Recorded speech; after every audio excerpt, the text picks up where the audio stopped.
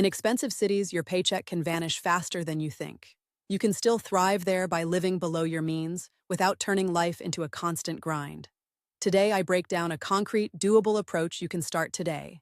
It focuses on small, repeatable actions that add up over time. First, the core idea. Your money should flow to savings and investments before it flows to choices that fade fast. That means shifting money before you touch it, not after you buy lunch. This video breaks a practical strategy into 7 moves you can implement this month. 7 steps, 1 month at a time, with room to grow. Move 1, track every dollar for 30 days. You can do this with a simple spreadsheet, a notebook, or a budgeting app. The goal is to see exactly where the money goes. Be strict at first. Record every purchase, from rent to a bottle of water. The act of writing it all down makes the truth obvious. After 30 days, categorize spending into needs, wants, and investments. This helps you decide what to cut and what to protect. Move 2. Adjust housing. Housing takes the biggest slice in expensive cities, so the goal is to keep housing costs under about 30 to 35% of take-home pay. If you're renting, look for cheaper neighborhoods with good transit access. Get creative. Consider renting a room, signing a longer lease for a discount, or negotiating rent with your landlord. If possible, explore co-living or a smaller place that still fits your life. If your landlord won't budge, you can explore subletting a portion of your space or finding a roommate for a time. The key is to reduce the biggest monthly drain without sacrificing safety and comfort.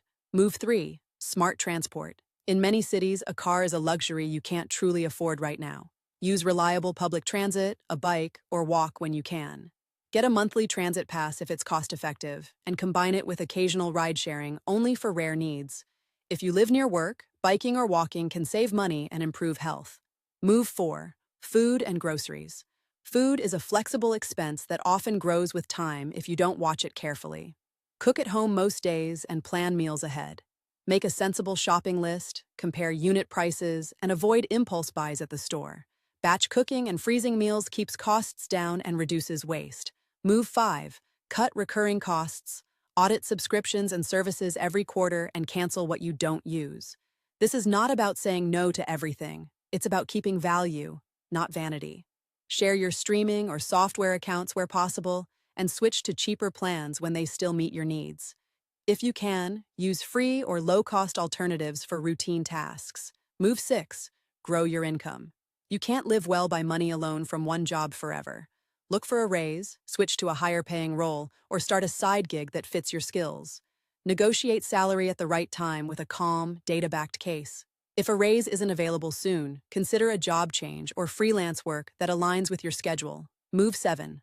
Automate savings and investments. Set up automatic transfers so money moves before you see it. This can be to a savings account, an emergency fund, or an investment account. Open a separate savings or investment account and schedule automatic transfers on paydays.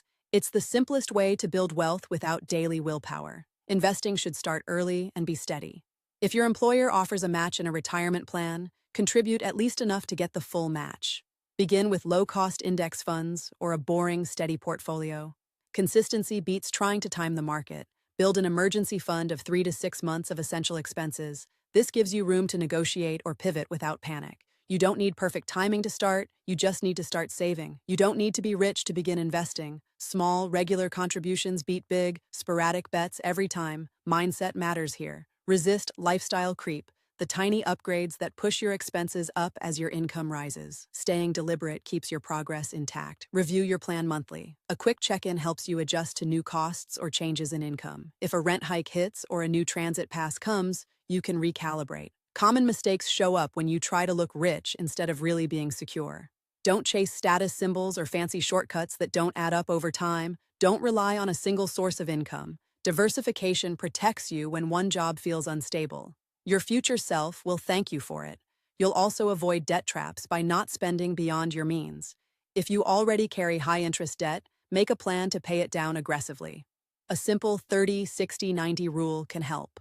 For big purchases, wait 30 days. For mid-sized purchases, wait 60 days. For big life decisions, wait 90 days. The delay often saves you from impulse buys. Now, here is a practical kickoff you can start this week. Create a 30-day plan with concrete actions. Day 1 to day 10, document income and expenses. Pick one cost to cut without killing your quality of life. This could be a recurring subscription or a meal out twice a week. Days 11 to 20, reduce discretionary spending and set up automatic transfers to savings. Open or fund an investment account if you don't already have one. If you're unsure where to start, a low-cost index fund is a good first step. Days 21 to 30, review results and plan for the next month. Note your biggest wins and your biggest challenges. Celebrate small wins and keep moving forward. If you live in a city with high rents, here are a few more concrete options you can try this month. Look for a slightly farther apartment with good transit lines. The extra commute time is often worth the monthly savings. Share rooms or live with a partner or friend to halve living costs. If you can, negotiate a lower price for a longer lease. Every saved dollar compounds when you invest it. Think of your money as a small team you need to train. Each month you train it to work harder for you. The better you train it, the more it returns.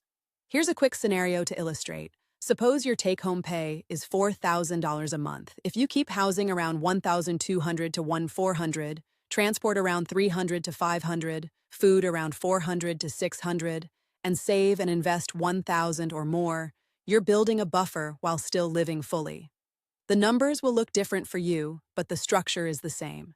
The aim is to keep essentials lean, give yourself room to grow, and invest consistently. What if you're already stretched thin? Start with the smallest possible cut. Cancel one unused service, switch to a cheaper meal basis, or take one day a week to cook at home. Small moves accumulate into real savings. If you feel overwhelmed, remember this. The goal is freedom, not sacrifice forever. You're trading short-term comforts for long-term options. The wealth you gain is the freedom to choose. As you implement these 7 moves, you'll notice a shift. Your spending becomes predictable. Your savings start to feel like your own personal rain barrel filling up. And when you combine savings with investing, you start to grow more than money. You begin building options, change jobs, relocate, or retire sooner than you expected. That's real wealth, built one small decision at a time. One more thought on living below your means in expensive cities. It's not about chasing the cheapest life. It's about prioritizing what matters to you and removing the noise around you. If you want more clarity, set clear criteria for major choices. For housing, it could be safety, transit time, and a comfortable space. For purchases, it could be value, durability, and how much you'll actually use it. Remember, the goal is a sustainable path. It isn't a sprint or a chill run. It's a steady, predictable climb that fits your life. So here's the essence in one sentence. Live within your means by pausing before purchases, lowering the biggest fixed costs, and letting automatic savings and smart investing carry you forward. If you found this useful, please like the video, subscribe for more practical money talks, and leave a comment with your next small move. Tell me which city you're in and what one cost you plan to cut first. I'll read every comment and reply. Thanks for watching.